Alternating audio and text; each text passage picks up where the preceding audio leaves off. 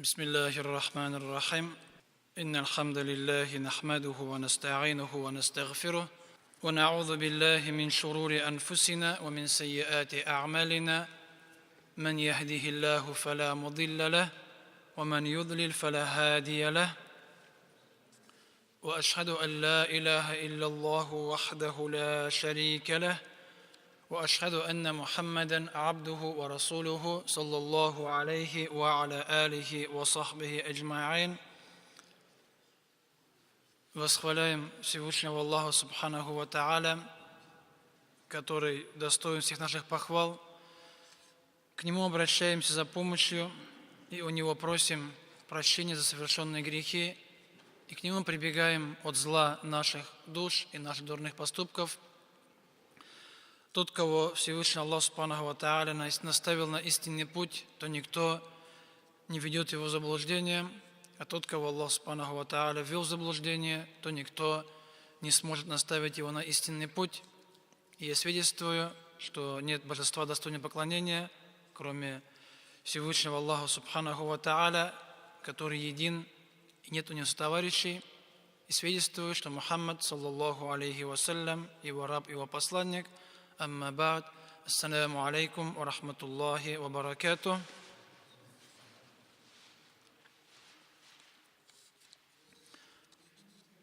Иншааллах, продолжим и, надеюсь, завершим вкратце самое важное, самое нужное о закате.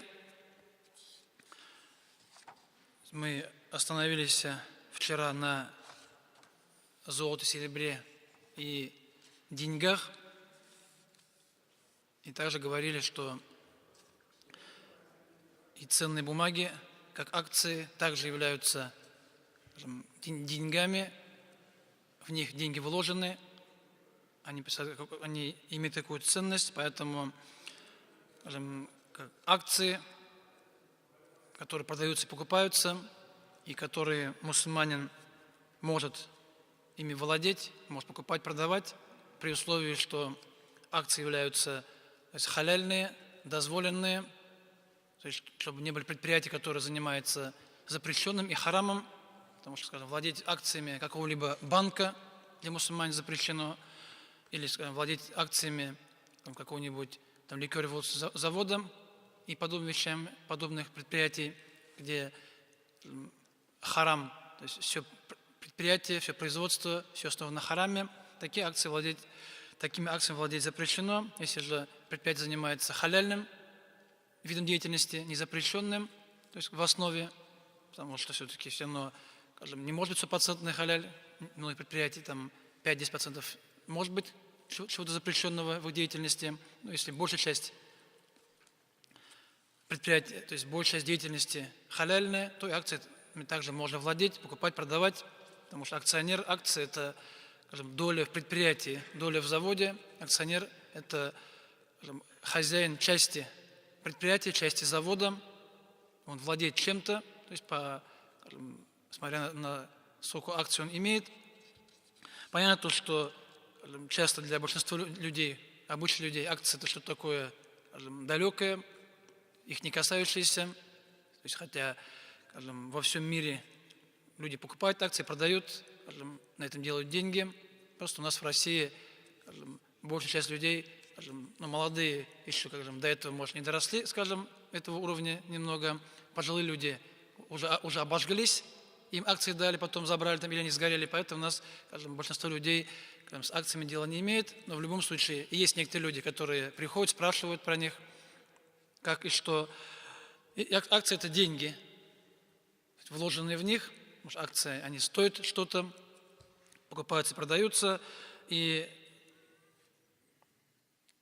с акций закат выплачивается двумя путями. Исходя из, в каком предприятии человек имеет акции.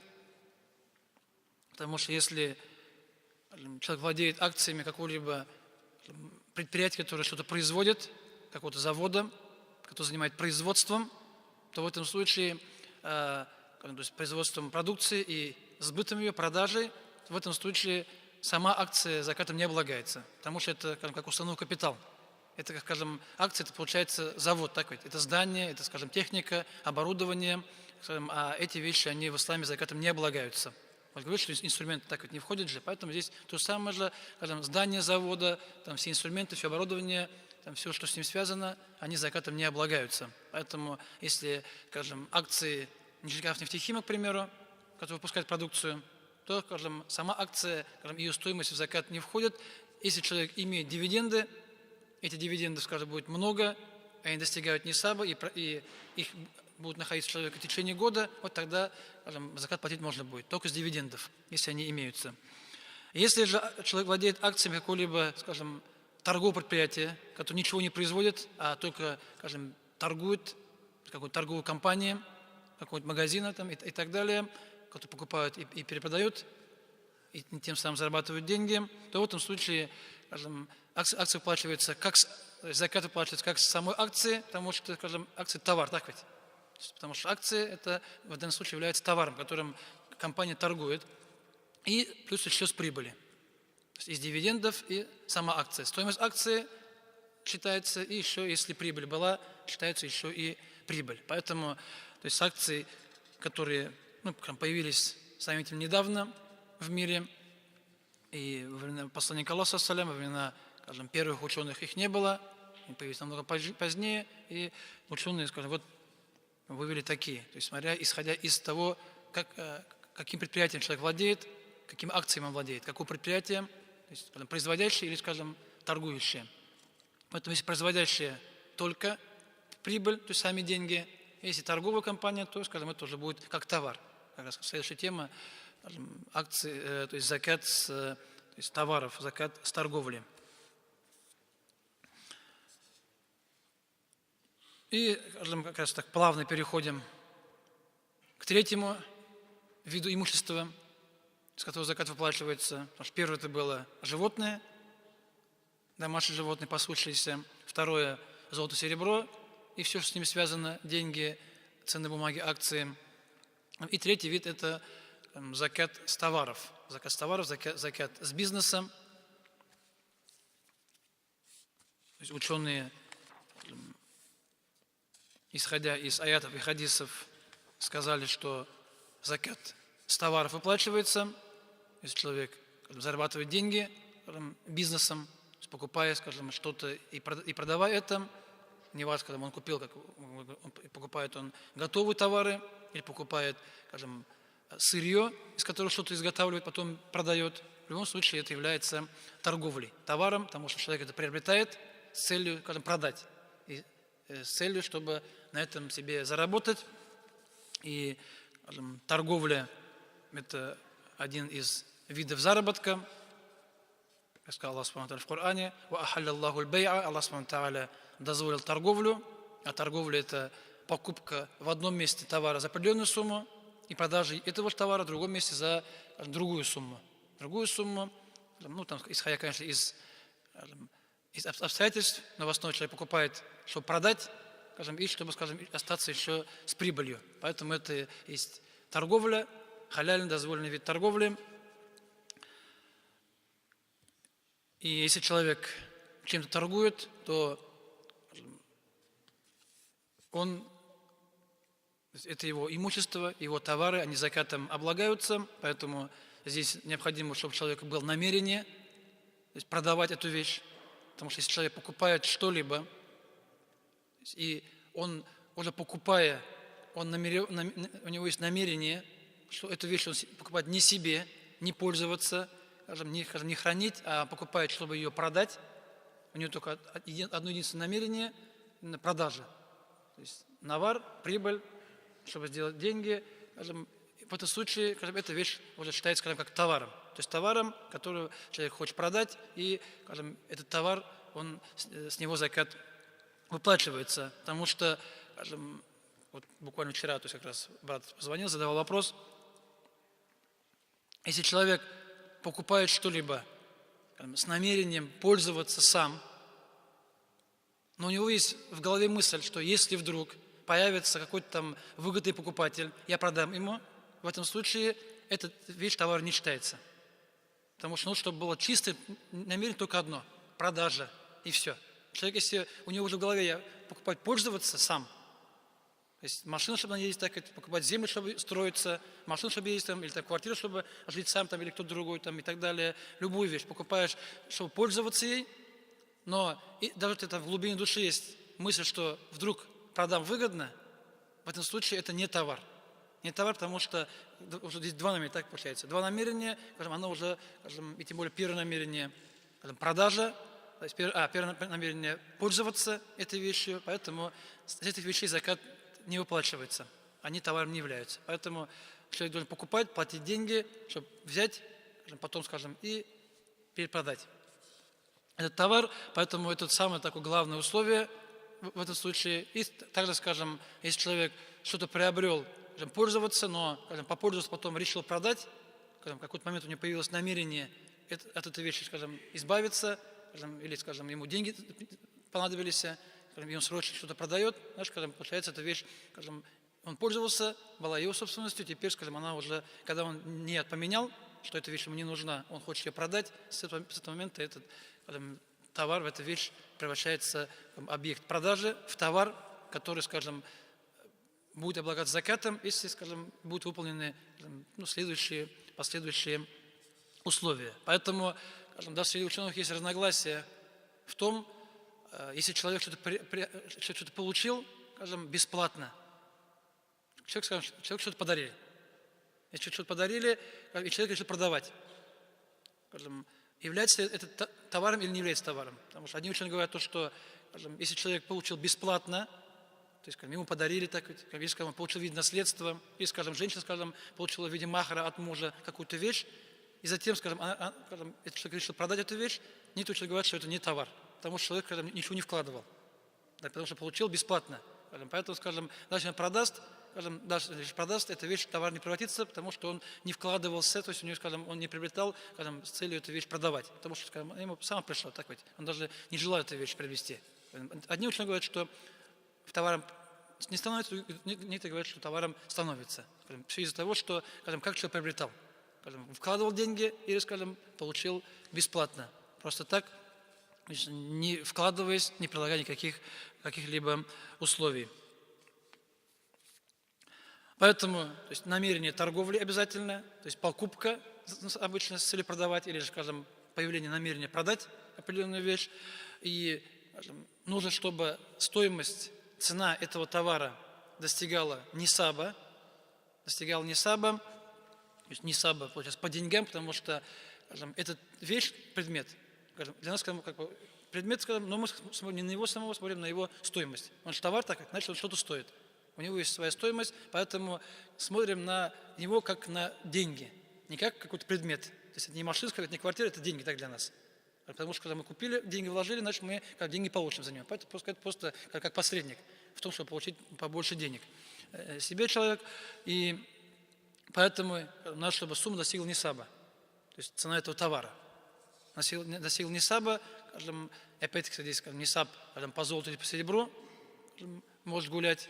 Поэтому, если человек, скажем, считает, что нисаб денег по золоту, значит, получается, нужно, чтобы, скажем, не менее 211 тысяч так было. 212 тысяч не менее, чтобы его стоимость была. Поэтому, если человек покупает что-то на 20 тысяч, 50 тысяч, 100 тысяч, скажем, по золоту нисаб не достигает, значит, эта вещь товаром не является. Значит, с него заказ он оплачивать не должен, потому что у него, скажем, это не богатство, так, в принципе. Если человек там торгует, скажем, какие-то мелочи, так, там 5, 10, 15 тысяч, 20 тысяч, скажем, значит, скажем, не считается богатством. Если человек торгует чем-то уже большим, скажем, у него суммы большие, оборот больше, то в этом случае, скажем, значит, он чем-то владеет.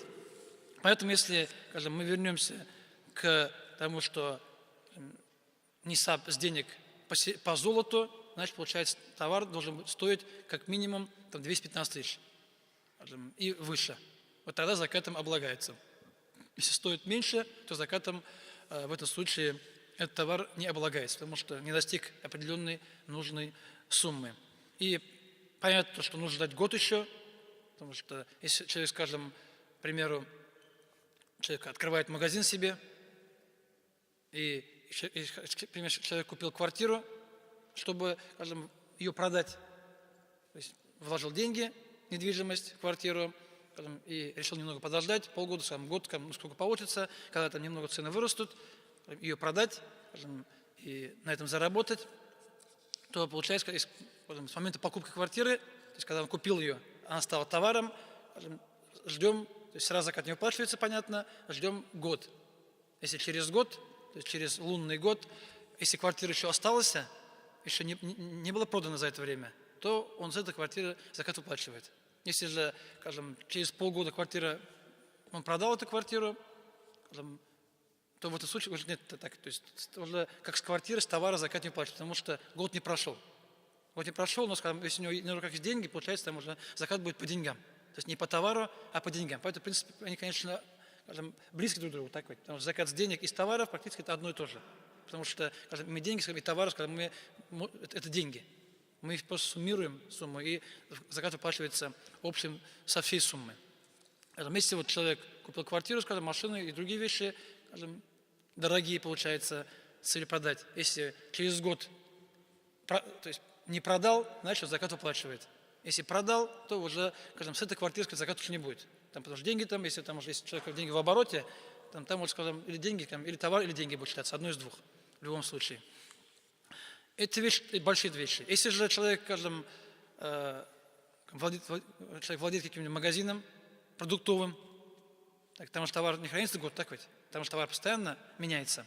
Здесь уже все смотрит на, скажем, товарооборот, так, деньги, которые у человека есть, поэтому, когда человек открывает, скажем, магазин открыл, скажем, вложился, скажем, купил товар на, скажем, определенную сумму денег, которая достигает нисаба, скажем, в этом случае, скажем, то самое, если вложил, скажем, 500 тысяч в товар, то через год, лунный год, скажем, ровно через год, он магазин закрывает в этот день, скажем, проводит ревизию всего товара, который у него есть в данный день, скажем, все, что у него на полке, все, что на складе, все, что может, скажем, где-то в пути дальше, скажем, едет там фура, да, с товарами, там, или газель едет с товарами, то, скажем, все это считается, скажем, и закат выплачивается. И так каждый год. Если там, ну, сумма там, больше 200 тысяч и так далее, то он так каждый год с этого магазина закат выплачивать должен. И, скажем, какая-то маленькая точка такая, или там оборот там, 50, там, 60, 70 тысяч, то, скажем, по золоту закат выплачиваться не будет, потому что нисаба не достигает. Поэтому, скажем, в любом случае, если квартира, она стоит так ведь, не продается, если, скажем, магазин, где у человека товар постоянно меняется, то сам товарооборот, и в конце года считаются деньги. То есть деньги, товары, то есть только товар. Потому что сам магазин, так скажем, все там оборудование в магазине, все, что есть, оно в закат не входит. Только сами товары. То есть то, что я купил, чтобы продать. То есть все, что у тебя стоит там, не продавать, скажем, да, скажем, не с целью продажи, все, что у тебя есть в магазине, они в закат не входят, не считаются. И здесь в этом вопросе возникает другой вопрос, а по какой цене считать товары? Потому что у нас есть цена закупочная, так ведь? Есть цена, скажем, рыночная, которую человек продает. Скажем, эта цена разная бывает, так ведь? Ну, обычно, потому что это меньше, это больше. Потом еще там бывают цены оптовые, так и розничные. Скажем, цены бывают разные, поэтому и среди ученых есть разногласия в том, по какой цене считать. Скажем, прошел год, так ведь? Человек в магазин. Скажем, человек, скажем, посчитал, а по какой цене-то? По которой он купил считать? Скажем, или по которой человек продает считать? Скажем, то здесь, как сказал, есть разногласия между учеными в этом вопросе. Одни говорят то, что считаем по цене закупочной, именно по ней считаем и выплачиваем закат. Другие говорят, что считаем по цене, по которой человек продает, которая, скажем, написано на ценнике, так ведь, скажем, потому что, скажем, там уже, потому что то, что купил, так, это же его капитал, так ведь, это то, что вложил. Деньги в основные, скажем, без прибыли получается. А то, что, скажем, если он продает уже с прибылью, то есть то, что он сам поставил цену больше, чем за которую он купил, то, скажем, некоторые очень говорят, что, скажем, эта цена, скажем, то есть товар же не продан, товар стоит на полке, и человек может даже не продать эту вещь. Поэтому некоторые, скажем, вот, исходя из этого, находят сомнения по продаже, по цене рыночной, по которой человек продает.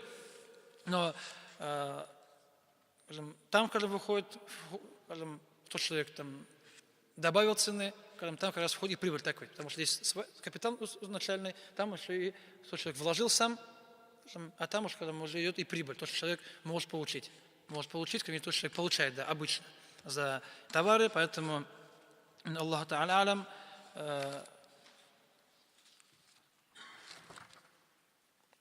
что, иншаллах, более правильно считать по, скажем, цене продажной. Кто человек продает, они, скажем, считать именно по этой цене, потому что, ну, там, конечно, чуть побольше будет, чем в первом случае, но, скажем, в этом случае будет и более полезно для бедных. Скажем, тебе, скажем, может чуть меньше, но, скажем, как сказать, сумма заката она небольшая, потому что если, скажем, если брать, скажем, если брать 200 тысяч денег, то если выплатишь 1/40, то будет, скажем, всего 5 тысяч. Получается, скажем, то есть сумма не такая большая. Там, скажем, не так много забирается, не так много человек отдает. Если там будет 4 тысячи, значит будет 10 тысяч тогда. Если будет 4 тысячи у человека, скажем, в конце года, то есть товар там или наличные деньги, которые у человека имеются, то будет 10 тысяч. Человек должен будет отдать в виде заката со всей этой суммы. Поэтому, ну, чтобы человек был намерен торговать, продавать эту вещь, чтобы стоимость достигла нисаба, чтобы прошел год, и потом человек выплачивает закат с этого товара, то есть его стоимости выплачивает, потому что закат с товаров отдается деньгами в основе, не товаром, не вещами, а деньгами, потому что это деньги. Деньги, потому что человек зарабатывает на этом деньги. Ну, кроме некоторых случаев, когда ученые разрешают отдавать закат товаром, а не деньгами, это в том случае, если человек чем-то торгует, скажем, и, скажем, он должен заплатить определенную сумму заката, и там есть семья, там человек, который нуждается именно в этой вещи, которая у человека имеется, именно она ему нужна, тогда человек может ему отдать ее. Ее, скажем, и как выделить из заката. Если, скажем, человек нуждается в вещах, скажем, ты ему дашь какие-то другие вещи, это будет неправильно. Да? Поэтому человек может, в основе отдаем деньгами, скажем, иногда, когда есть необходимость, нужда, можно отдать и, скажем, тем, чем человек торгует. Скажем, если именно в этих вещах нуждаются люди, которые закат должны получать, которые закат полагается. Поэтому Мухаммад обычно брал, то есть выплачивали из денег, но иногда, скажем, Мухаммад просил, чтобы привезли ему одежду. Некоторые говорят, что пусть они привозят в виде заката не деньги, а одежду, которая не имеется, чтобы там раздавать тем, кто в этой одежде нуждаются. Но основа все-таки деньги. Тем более, ну, в наше время, тем более так ведь, если раньше, скажем, люди там нуждались, может, больше в продуктах, в одежде нуждались, а не в деньгах. Сейчас у нас люди, скажем, в принципе, ну, альхамдулилля, скажем, более-менее так одет, так человек кушает, скажем, но люди нужны в деньгах, так, потому что у нас, скажем, лекарства, у нас там учеба, так, там квартплата и так далее, все связано с деньгами. У нас, скажем, может, на еду не уходит не так много, чем на другие, да, услуги, на другие вещи. Поэтому в наше время, тем более, уж, скажем, лучше отдать человеку деньгами, пусть он сам распоряжается, пусть сам он покупает то, что ему необходимо, то, что ему нужно. Я сказал, что если вдруг человек узнает, что там человек нуждается в том, что у него есть в магазине, то он, скажем, он может эту вещь взять и ему отвезти, скажем, и тем самым, скажем, закат будет считаться выплаченным. Поэтому человек считает, скажем, все, то есть товары, которые у него есть на полке, на складе, скажем, где-то, скажем, то есть в дороге, то есть едет автомобиль, скажем, у кого, скажем, у дилеров есть его товар, скажем, его товар, да, который они продают, значит, все он должен считать, все, что у него имеется. Также, скажем, если человек что-то производит, значит, получается, скажем, сырье, которое он купил, чтобы из него изготовить какой-то, да, скажем, купил, скажем, дерево, что-то купил, человек, там, другие вещи, чтобы что-то изготовить, скажем, металл, там, какие запчасти купил, скажем, то считается, потому что, скажем, и то, что у него на складе есть, скажем, все это сырье, все, скажем, у него там, скажем, в момент, скажем, изготовления, скажем, да, какой-то там товар стоит, уже изготавливается в данный момент, он, скажем, все, скажем, человек заказал, возможно, кому-то, чтобы ему сделали, скажем, из его товара, скажем, из его вещей, все эти вещи тоже, они считаются, должны считаться, потому что это все человек желает продавать, скажем, они практически готовы, так вот, они уже там сырье есть, вещи есть, уже человек практически готов их продать. Также, скажем, сюда входит любая вещь, который человек купил, скажем, потому что это может быть и корова быть, скажем, и животные, скажем, это может быть, скажем, и какие-то акции, скажем, любые вещи, которые, скажем, является товаром. Человек купил, скажем, ну все, что человек купил, продавать, любая вещь. Даже если, скажем, входят какие-то скажем, предыдущие вещи, которые были до этого, упоминались, которые закат выплачивается, скажем, отдельно, да, при своих условиях, но когда они куплены продавать, то, скажем, они, скажем, туда не относятся, они относятся именно в категории товаров. Они уже, скажем, прекращаются, как бы, там, коровами там, или там, баранами и так далее, то есть превращаются в товар вот, в этом случае. Вот, скажем, акции и все остальное то же самое же. Если купил, скажем, акции, просто чтобы продать, не просто чтобы их хранить, да, чтобы владеть, а чтобы, когда купил, скажем, продал, потом продал. Тот самый же, скажем, товар. Получается, также, скажем, если человек, скажем, торгует ювелирными изделиями, то же самое же, потому что, скажем, как золото, серебро, скажем, они идут отдельно, так ведь? Если человек их хранит, ими владеет. Если человек их купил, чтобы продать, значит, получается, они уже считаются, пусть золото, но уже товар. Пусть золото уже товар, и тоже закатом облагаются.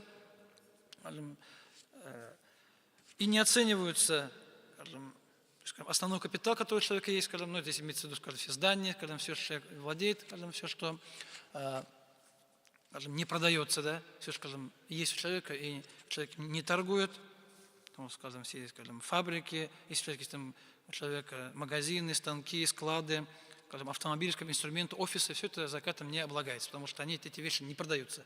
Скажем, также, скажем, что они входят, скажем, и бренд, так, название магазина, скажем, если человек, скажем, может его продать, и все, что с этим связано. Поэтому, в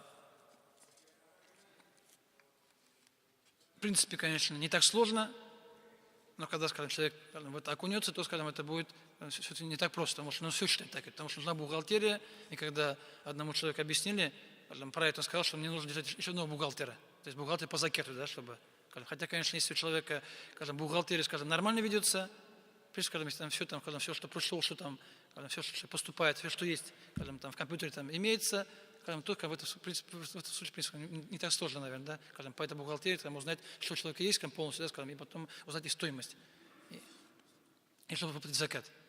Ну, а когда, скажем, что не так, поменьше, когда человек сам считает, там уже будет человек сам дальше сидеть и считать все то, чем он владеет.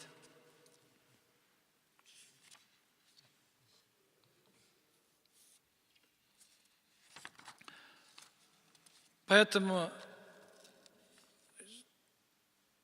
человек, если он платит закат, если он владеет деньгами, суммой, которые закатом облагается, получается, в конце года, там считается его и деньги так наличные, скажем, и неналичные, которые у человека есть, плюс, скажем, товар, скажем, сюда же относится, потому что товар, как сказали, деньги, то есть это все считается вместе. Вместе, скажем, все суммируется, и с общей суммы человек закат выплачивает.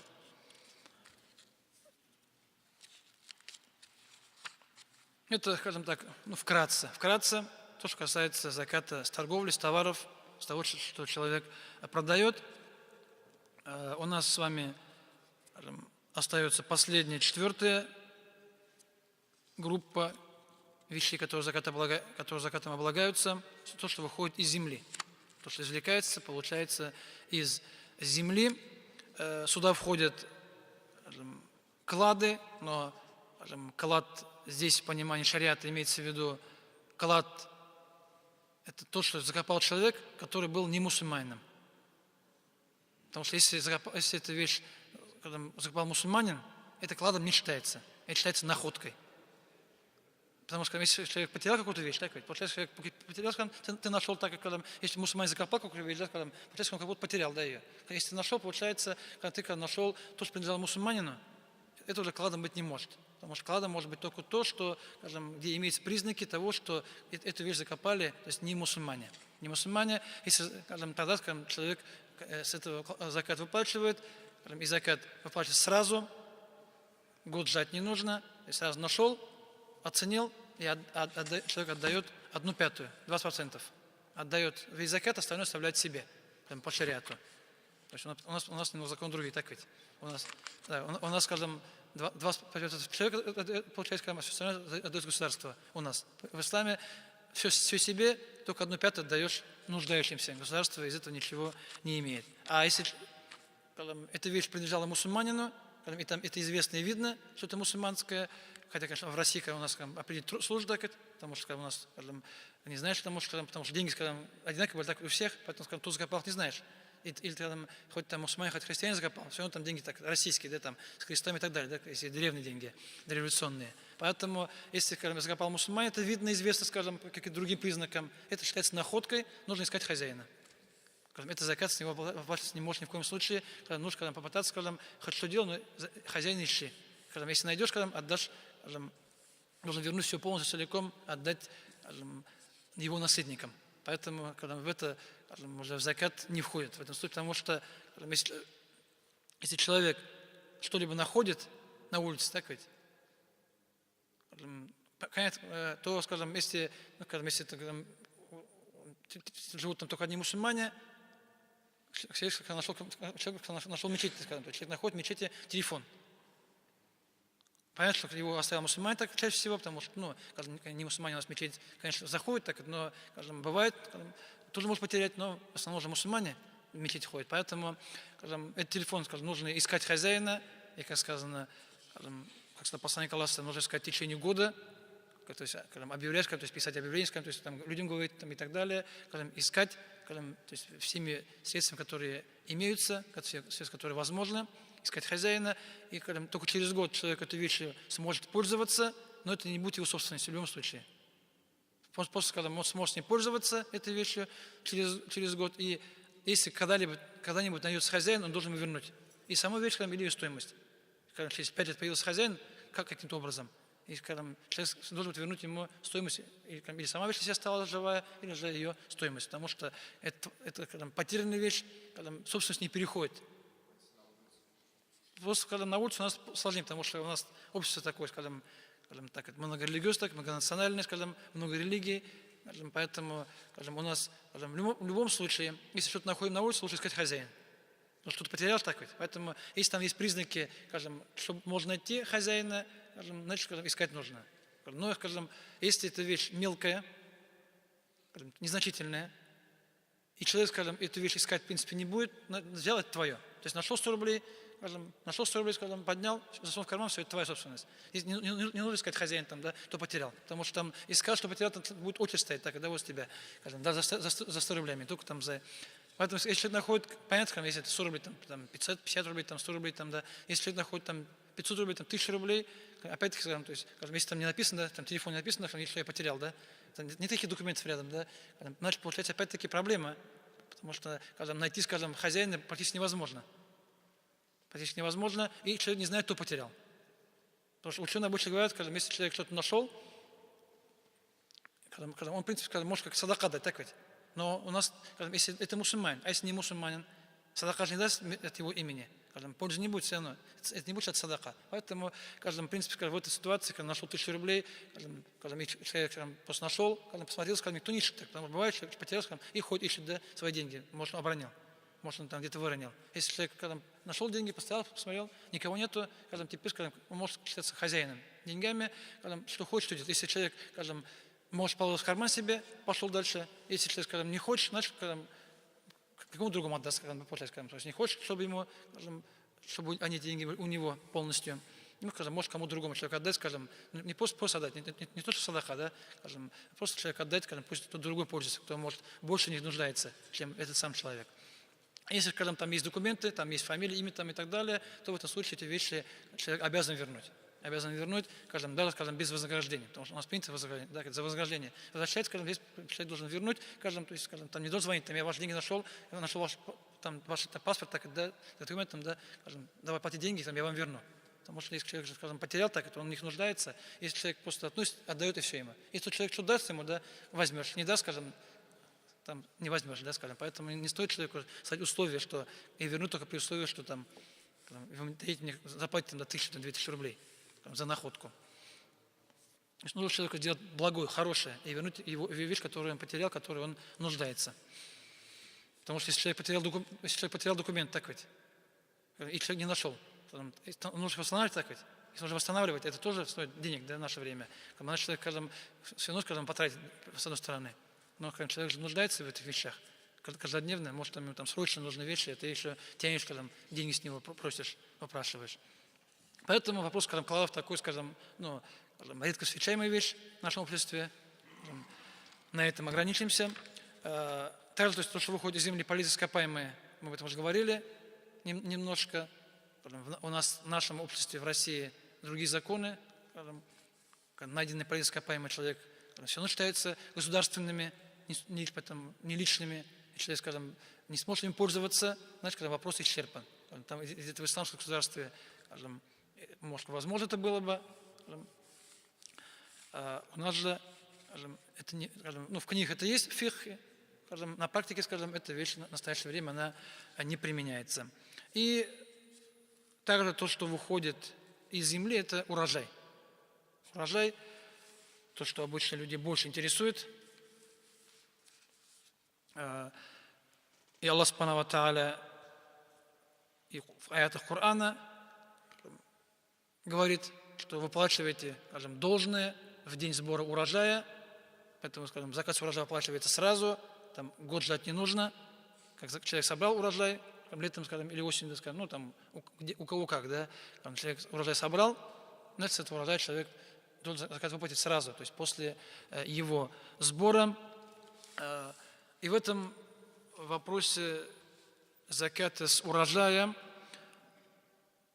имеется разногласие между учеными, потому что Абу Ханифа, исходя из, скажем, общих принципов, которых придерживался он чаще всего, он сказал, что закатом облагается все, что человек посадил, чтобы, скажем, вырастить. То есть все, что человек посадил,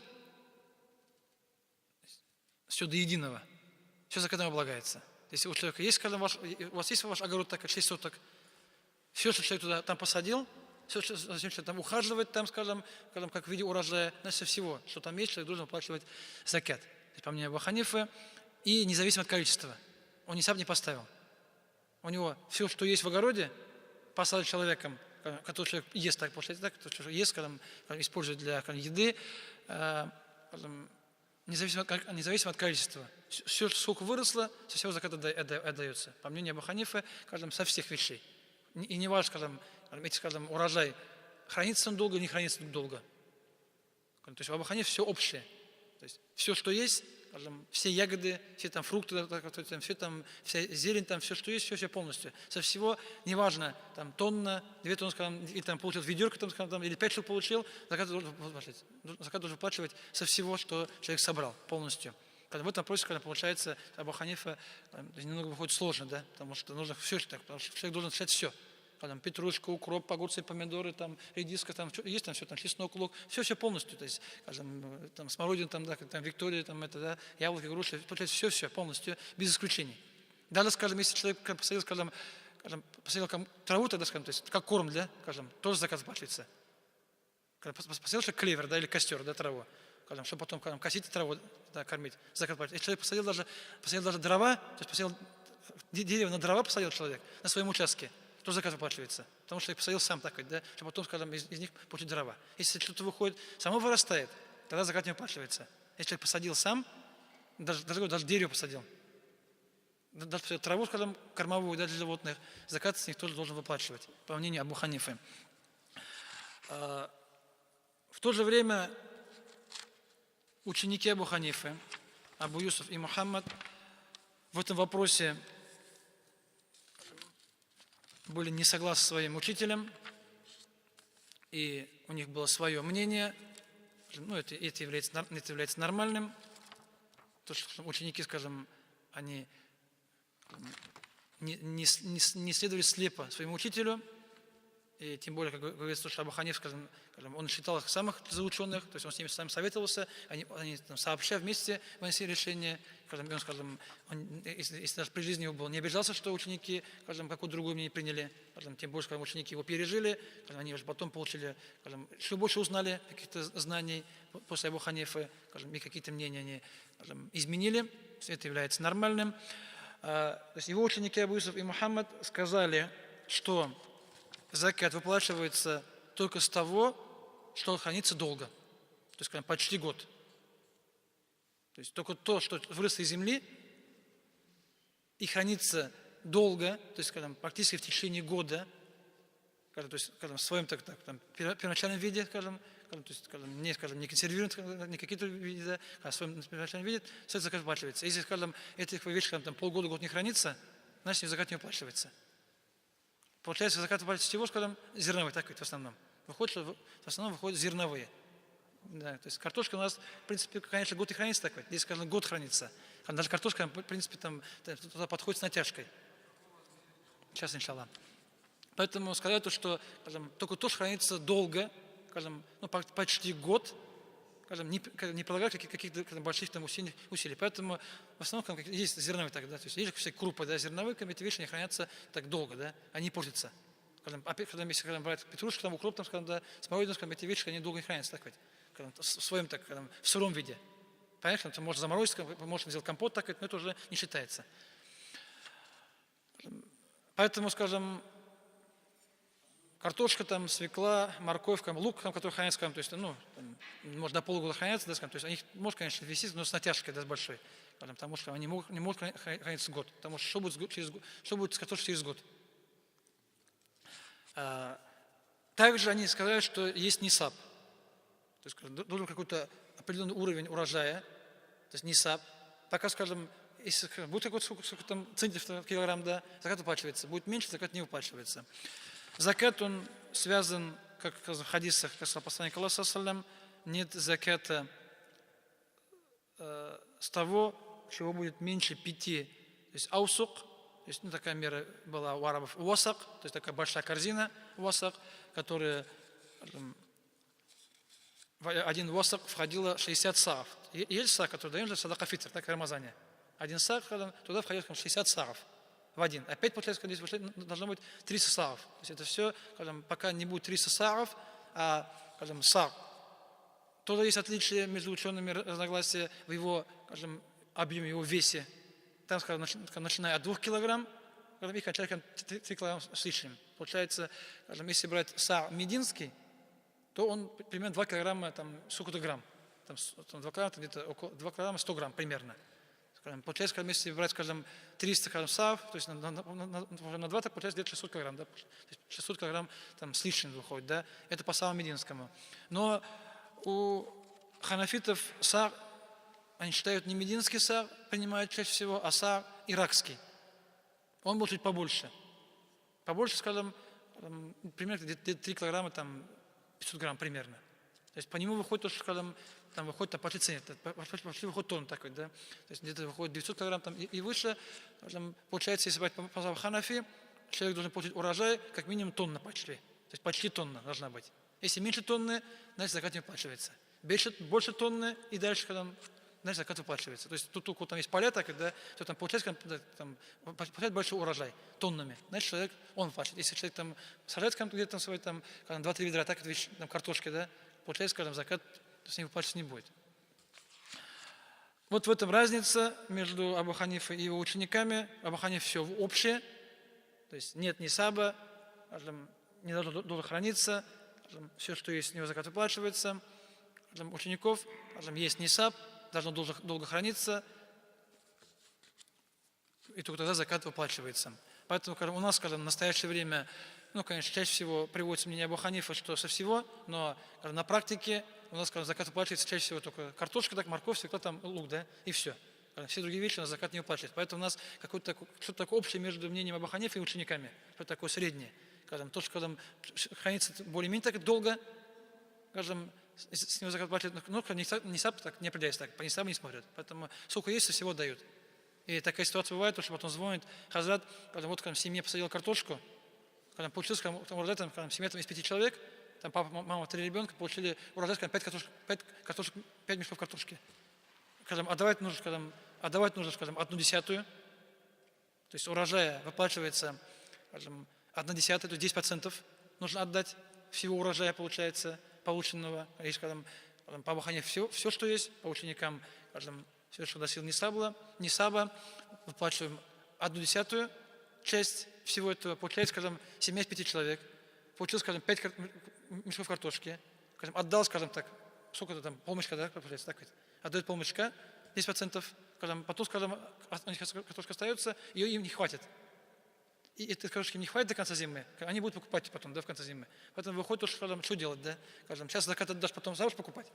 Или, скажем, не отдавать, когда закат, скажем. Поэтому вот такие может, потому что когда урожая мало, немного, и когда человек самому не хватает, тогда, когда выходит, человек вроде отдал закат, да, скажем, и потом сам эту вещь хоть покупает, да, за деньги.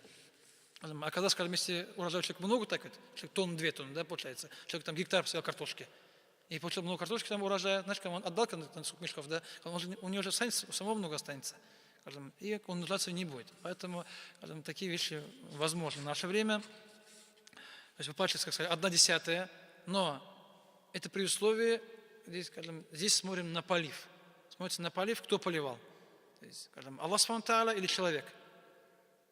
И кто больше, да, выходит. Потому что, если, скажем, если дожди идут постоянно, то есть за сезон, пока там за лето, да, получается, скажем, человек, скажем, практически сам не поливал, так, ну так, пару раз полил, да и все, да, скажем, а все остальное, скажем, там, шли дожди, скажем, или там растения сами там получали из-под земли, скажем, там какие-то, может, там, то в этом случае выплачивается 1/10. То есть, скажем, когда, скажем, растение, скажем, то есть именно, то есть с помощью Аллаха Субхану ва Тааля, да, больше. Когда, скажем, была засуха, когда человек, скажем, то есть там таскал ведрами воду, скажем, и сам поливал постоянно, скажем, большую часть сезона, пока растет, в этом случае выплачивается уже 1/20 часть. Там было 1/10, 10%, здесь остается 45%, то есть чуть меньше, потому что расходов было больше, так ведь, на это, на полив.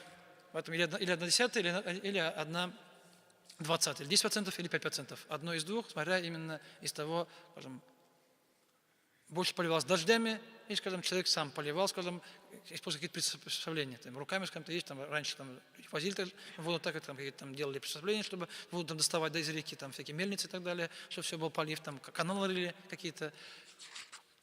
То есть все зависит из-за этого. И расходы на, скажем, урожай. То есть расход, скажем, то есть, скажем, всякие, есть там семена, там удобрения, там бензин, там ГСМ есть, да, скажем, эти вещи. В этом вопросе мазхаб Ханафи, они говорят, что все, что потратил, это роль не играет. Главный урожай. Скажем, главное, то, что человек собрал, то есть не важно, что ты потратил на этот урожай. Главное, что то, что выросло. Все закат выплачивается. Поэтому, скажем, все там расход, скажем, на стоимость семян, там, стоимость там, ГСМ, стоимость скажем, удобрений там, и так далее, там, скажем, расход, там, когда человек пойдет, скажем, заплатил скажем, завод там, да, и так далее, да, все эти вещи, они не считаются. А в мазхабе Шафи'и сказано, то, что скажем, минус расходы. Скажем, урожай, получается, скажем, то есть минусуют скажем, все расходы там, на скажем, семена, скажем, ГСМ, там, бензин, там, что там было, вода, все это они минусуют. Мазхаб Ханафи сказали, что нас это не волнует. Нас волнует только урожай. Урожай есть, плати и все. Сколько ты потратил, скажем, Аллах тебе дал урожай, так ведь? Аллах тебе вырастил его. Вырастил. Значит, получается, скажем, благодарность Аллаху Субхану ва Тааля выплачивает закат.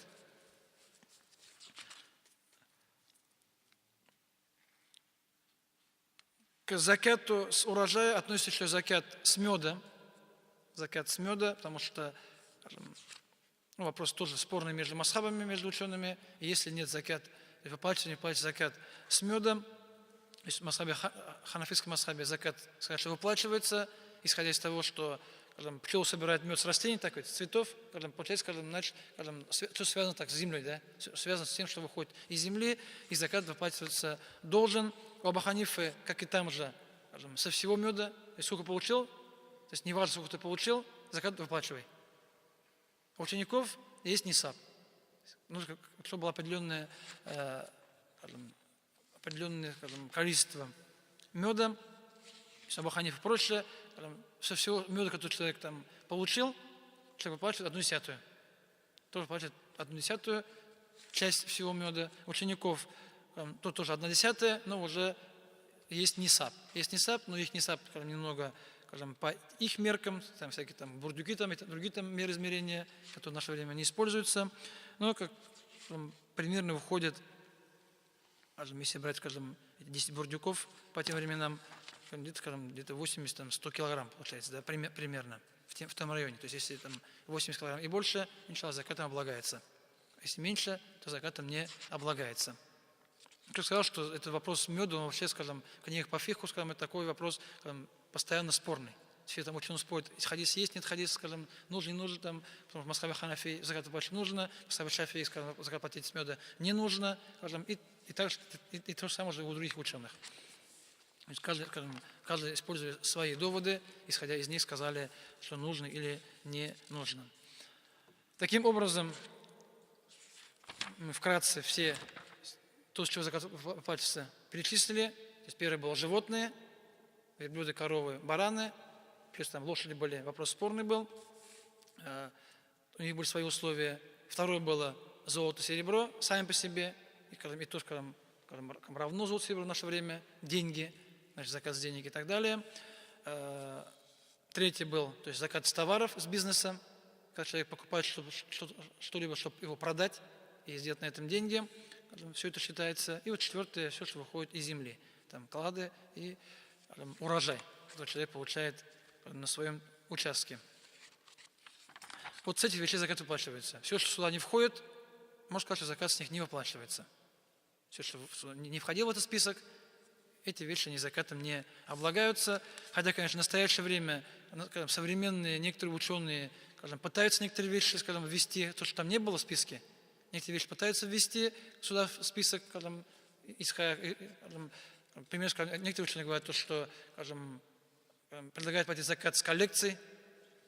Человек тратит большие деньги, да, коллекция стоит дорого, так у человека. Человек там собрал картины, там другие вещи, да, тратит большие деньги, получается, это же богатство, ну, в исламе сказано платить с них закат, с этих вещей, а они говорят, что это богатство, которое лежит просто так, значит, предлагает платить закат.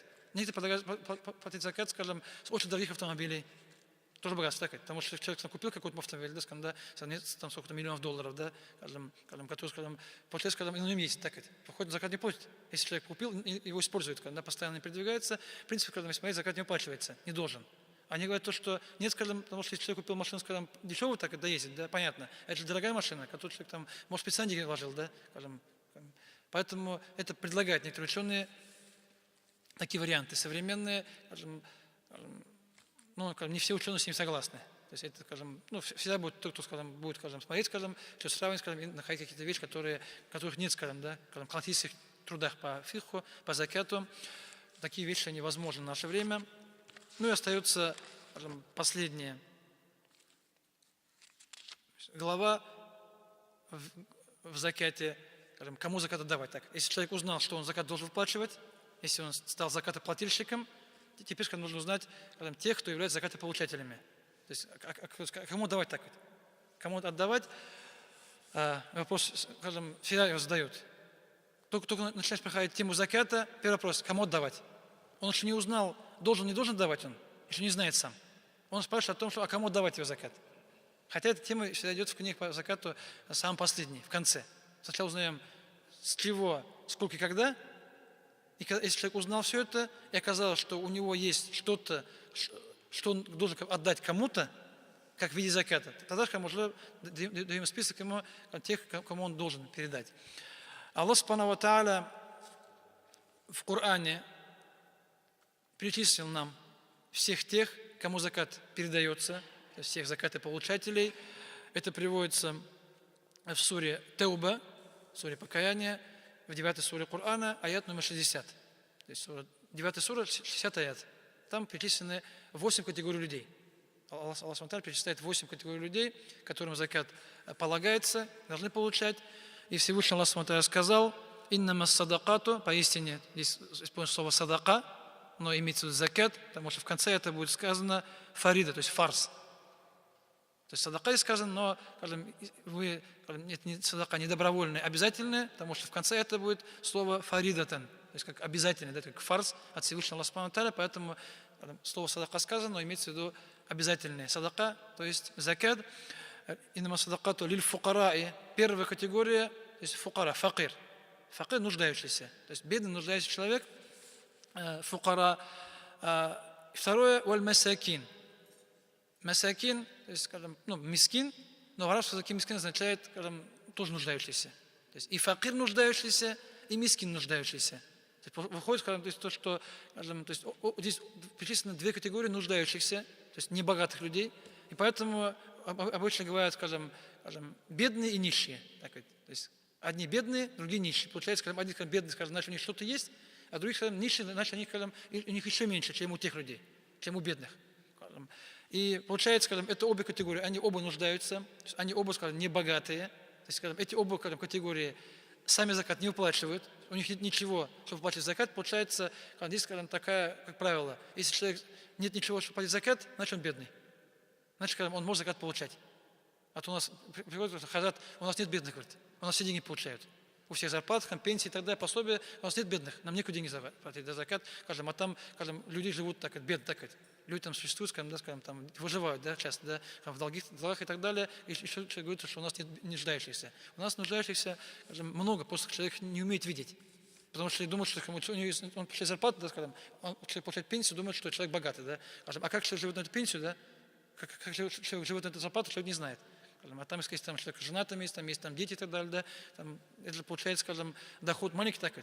Если, скажем, муж работает один в семье, получается, скажем, пусть получает 25 тысяч, получает зарплаты, у него там есть жена, скажем, и 5 детей, ну пусть будет 3 ребенка, да, получается, на 5 человек, сколько получается так? На человека 5 тысяч в месяц выходит, да, скажем, проживи на 5 тысяч в месяц. Скажем, поэтому, скажем, лучше то, что он получает 25 тысяч, значит, у него богатый, да, у него там много есть. Потому что даже такие деньги в наше время, скажем, не думаю, что это такие большие деньги, да, скажем. Жить, конечно, можно, да, скажем, но скажем, жить хорошо на них не получится никак. Придется экономить, да, с этих денег. Если человек один работает, если там двое работают, понятно. Если два, там, может, жена работает, скажем, да, там, понятно, получше будет, да, сумма будет, скажем, может, в 2 раза больше, а может быть, не быть, да, может, скажем, быть одинаковая также. Поэтому факир, скажем, бедный, мискин, нищий, и там ученые спорят, скажем, кто из них кто. Кто из них кто, там есть споры, спор просто, кто из них беднее другого. По одному из мнений, то, что, скажем, факир, это, скажем, тот, кто, скажем, он ходит, у людей спрашивает, потянутой рукой, мискин, скажем, он не спрашивает. Есть такое мнение ученых. Есть мнение, то, что факир, тот, кто владеет, у него деньги есть, но, скажем, ему, скажем, пример, скажем, нужно в месяц, скажем, 20 тысяч, скажем, грубо говоря, он, скажем, имеет, скажем, 12 тысяч получает. И вот весь доход. Получается, скажем, он имеет больше половины того, что ему нужно. Если имеет больше половины суммы, которая ему необходима в месяц, этот человек считается небогатым, потому что у него все равно не хватает. Скажем, он не получил, не заработал все, что ему необходимо на данный месяц, значит, он факир. Если человек имеет меньше половины, скажем, получает пенсию 7 тысяч, да, скажем, в месяц нужно 20 тысяч, человек получает 7 тысяч. Это считается низшим, то есть считается мискин. Это одно изменение, там мнений, конечно, много, то есть Аллах сказал, ученые спорят, в любом случае, и тот, и другой, они не богатые, они оба нуждающиеся, скажем, они, скажем, может, конечно, скрывают так, потому что настоящий бедный, скажем, он скрывает чаще всего так, потому что он как живет, скажем, он не ходит, не жалуется, он не ходит, не спрашивает так, потому что тот, кто не нуждается, он может выходить так, спрашивать, да. А тот, кто нуждается на самом деле, и богобоязненный человек, он дома сидит, он стесняется ходить, он стесняется платить людей, спрашивает, он возьмет долг, скажем, он там где-то перетерпит, но он ходить не будет. Поэтому таких люди и есть. В любом случае, в обществе. Поэтому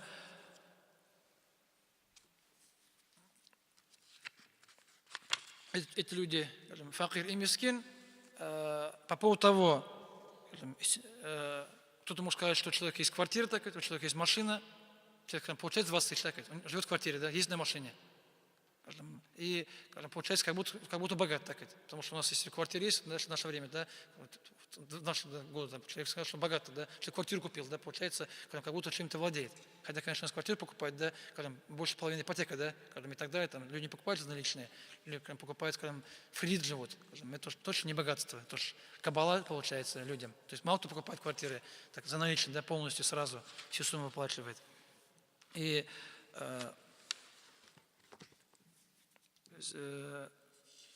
некоторые ученые даже, есть такое мнение некоторых ученых, что если человек владеет квартирой, независимо от его дохода, он уже закат ему платить нельзя. Потому что у него квартира, значит, богатая. Квартира, машина, если владеет ими, по мнению некоторых ученых, закат ему платить не нужно. Другие говорят ученые, что, скажем, наличие квартиры, машины, скажем, еще это не богатство. Потому что смотрим на день так, смотрим именно на доход. Не тот человек владеет, скажем, какие-то вещи, а смотрит на то, сколько он получает. Потому что квартира, нужно платить так за нее, да, машину смотреть, так, получается, скажем, еще нужно кушать, одеваться и так далее, да, получается, там одни сплошные расходы. Когда квартира, скажем, она же не приносит денег, да, просто так. На работу она там расходит так на нее. Тем более сейчас у нас поднялась, так попала так, там, из-за того, что поднялась цена там, на отопление, да, зимой. Сейчас стало, ощущается так, что приходит к квитанциям, да, там 8 тысяч так вот. Раз-два там выросло. Поэтому у тебя квартира есть так вот, ну, ты должен давать за нее 8 тысяч каждый месяц, как минимум. Если человек получает 20 тысяч всего, и больше нет ни копейки, скажем, получается половину ушло, да, уже, только на квартиру. Скажем, еще нужно жить, да, жить еще нужно, на 12 тысяч нужно.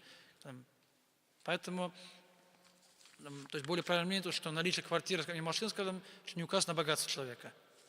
Потому что их нужно содержать. Нужно смотреть на то, сколько он зарабатывает, сколько у него есть денег, сколько он получает, и смотреть именно на эти вещи необходимо. Поэтому у нас в России бедных и нищих много. Не скажу, что мало такие люди есть. И даже, скажем, где-то там было, в интернете было, да?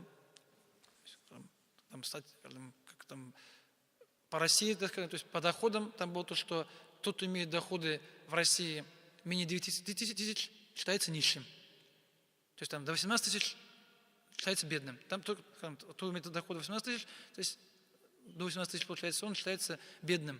Только там выше считается уже не бедным, да, получается нормальным. Поэтому если человек получает 9-18 тысяч, скажем, богатым считаться не может никак. Поэтому не все зарабатывают хорошо, да, скажем, хотя у всех деньги есть. Поэтому, скажем, не спорим, скажем, что деньги есть, спорим, сколько денег есть.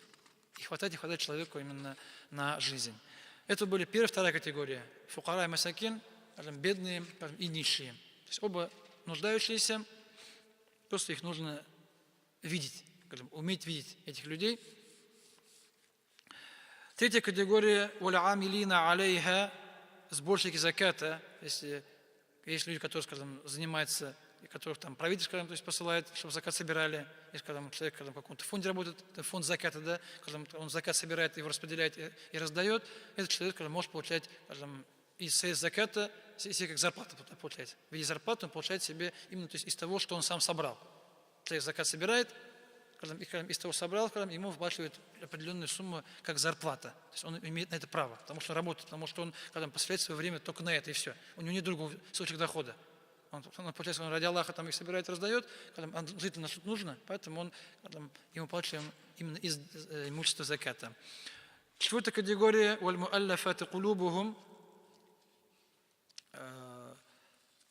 Это переводит по-разному.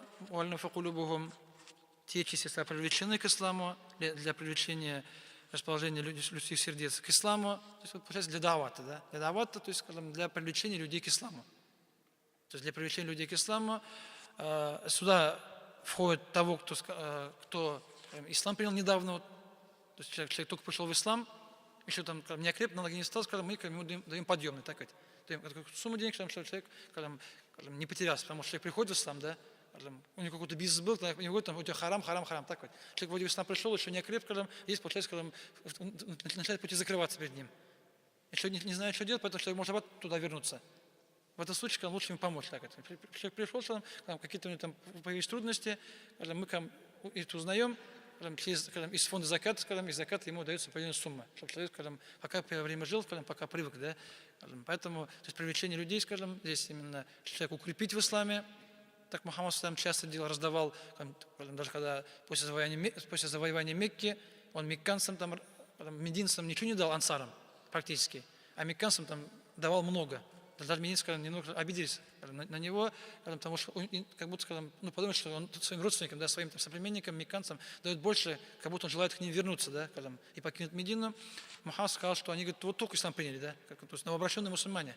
Недавно при ислам приняли, поэтому он их тем самым укрепил. А вы уже в имане давно в исламе, поэтому вы в этом не нуждаетесь. Тем более, я с вами, я к вам вернусь и буду жить среди вас. И умру, да, среди вас в городе Медина. Также сюда относятся тех, кто, желающий принять ислам. Человек ислам еще не принял, мы его просто немного помогаем, да, ему. То есть ему ускоряем процесс, человек помогаем именно материально, помогаем как мусульмане ему, чтобы человек ислам принял как можно скорее. Пятая категория вафир рикабы, то есть рабы. В наше время такого рабства отсутствует, поэтому категория в наше время пока не действует. действует, то есть рабы. Шестая, валь-гаримина, должники, то есть тот, кто взял что-то или деньги взял в долг и по какой-то, скажем, уважительной причине не может вернуть этот долг тому, кто ему, то есть кредитору.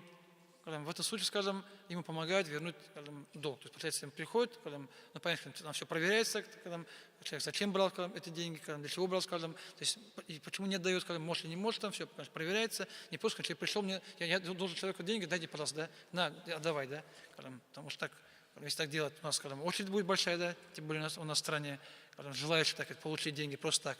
Поэтому, когда человек приходит, все равно нужно проверить, да, зачем брал, почему не отдает, скажем, сходить на работу к нему, домой сходить, там, ну, все посмотреть, потом только именно решить, давать или не давать ему определенную сумму денег, чтобы, скажем, он рассчитался. Поэтому, если человек взял деньги в долг, с нетом вернуть, на дозволенное шариатом, на халяльное, то есть не запрещенное шариатом, и по какой-то уважительной причине хочет вернуть, но не может, не получается, скажем, время же тянется, все не может вернуть, тогда, скажем, он может пойти, скажем, где закат собирают, скажем, сказать, что вот я должен тому человеку, скажем, может к нему пойти, скажем, что там, может, 2 года, 3 года, где я ему долг не даю никак, хотя там, хотел дать через год, скажем, ничего не имею, скажем, я работаю там, стараюсь, но, скажем, там, может, человек потерял, может, работу, может, человек там какой-то заболел, скажем, да, работать не может и так далее. Поэтому, скажем, вернуть деньги не может, скажем, все это проверяется, и ему, скажем, дают сумму, которую он берет, и тому человеку относится сразу.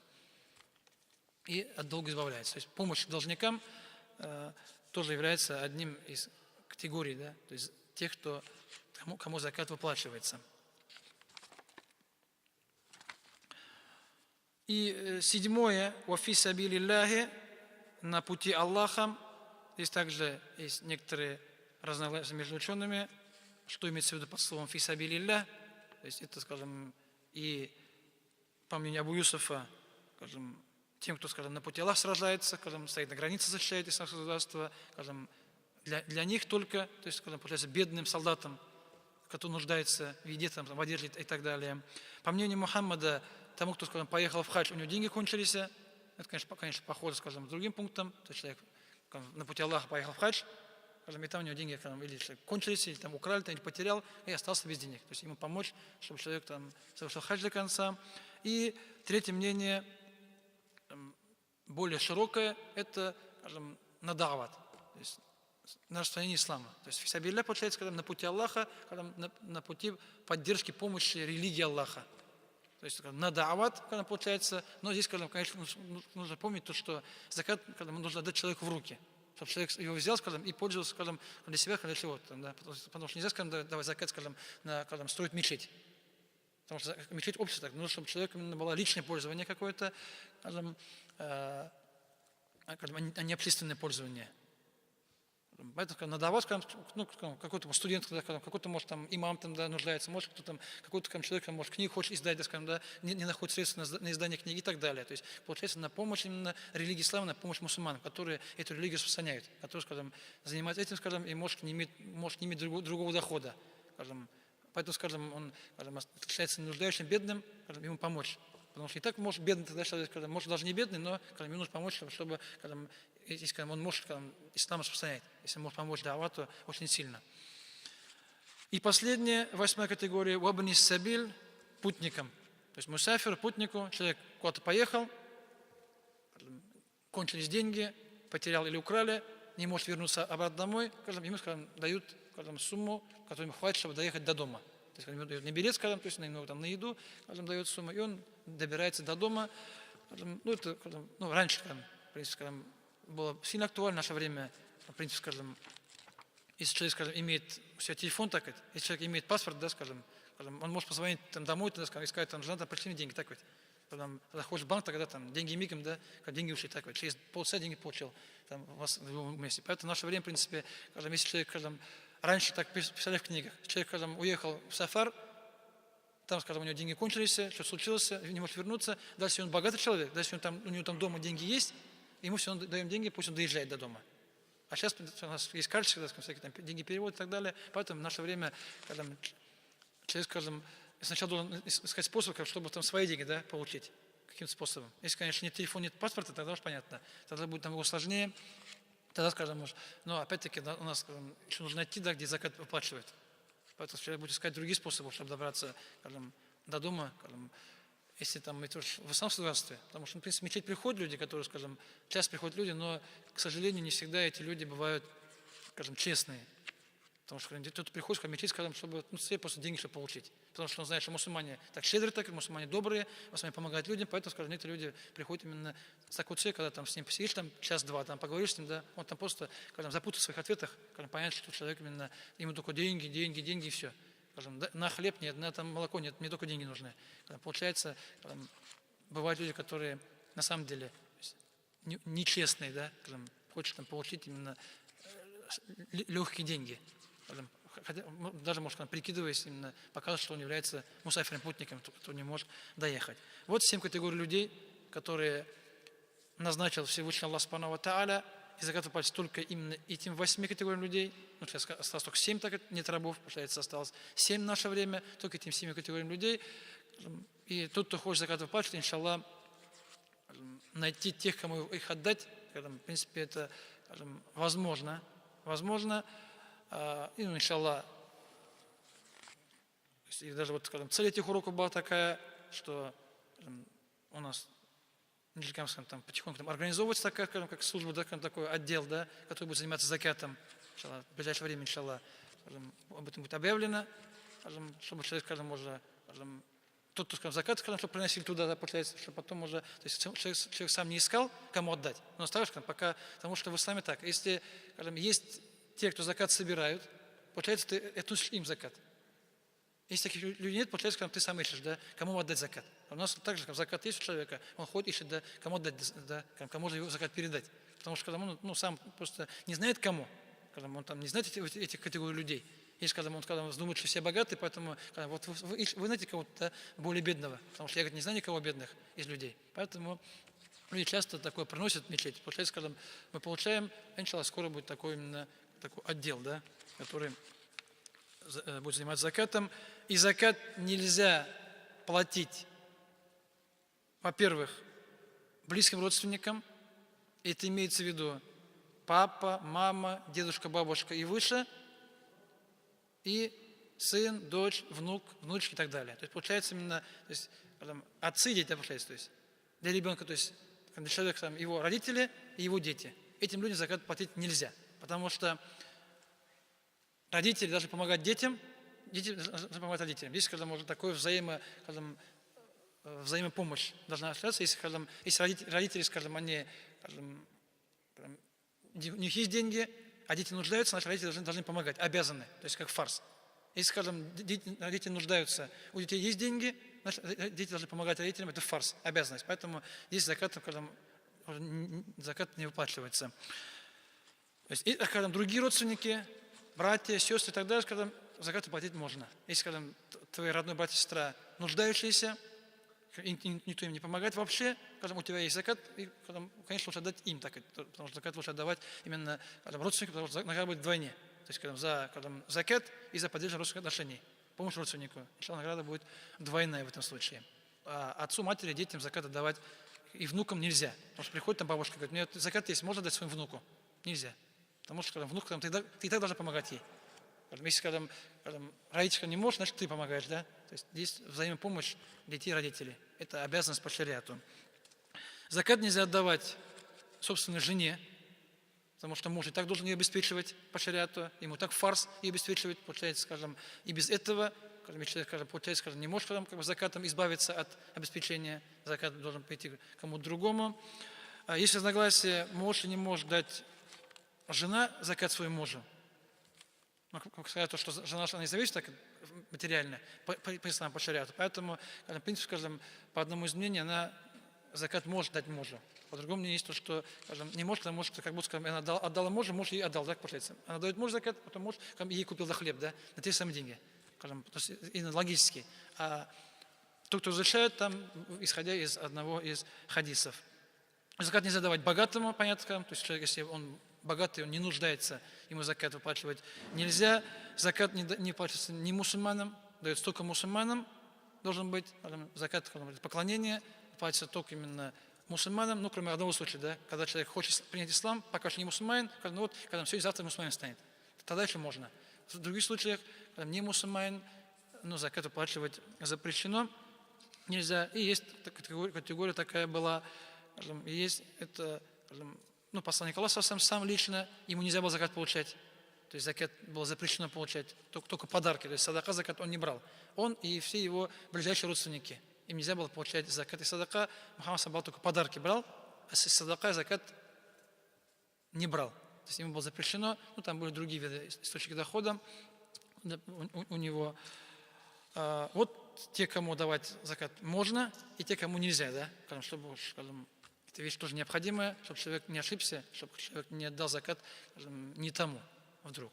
Поэтому и даже если человек, оплачивая закат, ошибется и отдаст не тому, кому положено по ошибке, то, иншаллах, ее закат считается, потому что он же был уверен, что человек закат, он был уверен, когда отдавал закат, что отдает тому, кому положено, закат принимается, кроме одного случая, если человек отдал своему рабу, да, потому что это раб, это собственность хозяина, получается, как будто отдал самому себе. То есть там уже закат не считается. Если отдал кому другому, оказалось, что он ошибся, иншаллах, с него обязан закат снимается, и он не должен его платить еще раз, этот закат.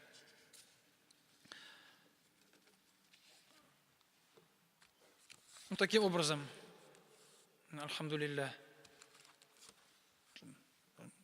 не скажу, что может кратко, не кратко, но, скажем, самые основные вопросы, основные моменты, иншаллах, мы их все за эти 3 дня разобрали, вспомнили, поэтому, скажем, надеюсь, иншаллах, стало понятнее, проще тема заката. Она, пусть не такая сложная, с одной стороны, но, скажем, нужно понять, нужно узнать некоторые вещи. Потому что осталось только знать, если что выплачивает, что правильно выплачивать. Кто не выплачивает, просто знать, скажем, вдруг иншаллах разбогатеет, и, скажем, кому-то другому научит, да, чтобы тот закат выплачивал. Поэтому джазакум Аллах хайран, баракаллаху фикум, субханак Аллахум бихамдик, нашхаду ан ла иляха илля анта, астагфирука ва атубу илейк. Ассаляму алейкум ва рахматуллахи ва баракатух.